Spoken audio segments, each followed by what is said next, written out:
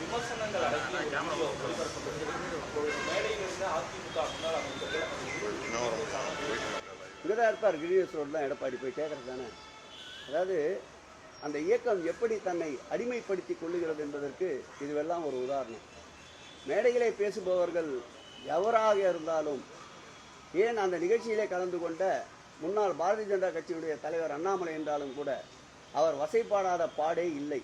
பேரறிஞர் பெருந்தகை அண்ணாவை, பெரியாரை, ஏன் மாண்புமிகு முன்னாள் தமிழக முதல்வர் அம்மையாரை, ஏன் மறைந்தும் மறையாமல் கலைஞரை போல் கலைஞருக்கு அடுத்தபடியாக மக்களிடம் செல்வாக்கு பெற்றிருந்த புரட்சி நடிகர் எம்ஜிஆரை அவர் பாடாத வசைகளே இல்லை.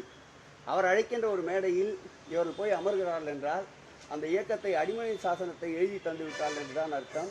திராவிடத்தையே அழிப்போம் என்று சூளுரைக்கின்ற எச் ராஜாவும் அந்த மேடையிலே தான் இருக்கின்றார். திராவிடம் இனி தமிழகத்திலே கோலோச்ச முடியாது என்று அழுத்தம் திருத்தமாக சொன்ன அண்ணாமலையும் அந்த மேடையிலே தான் இருக்கின்றார்.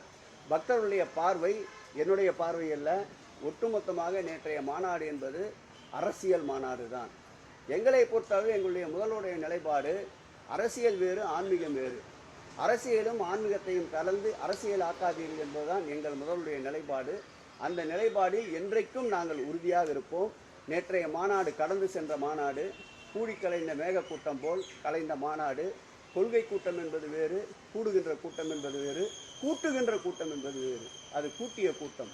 ஆகவே அது ஒரு நாள் கூட்டு நேற்றோடு முடிவுறுந்தது.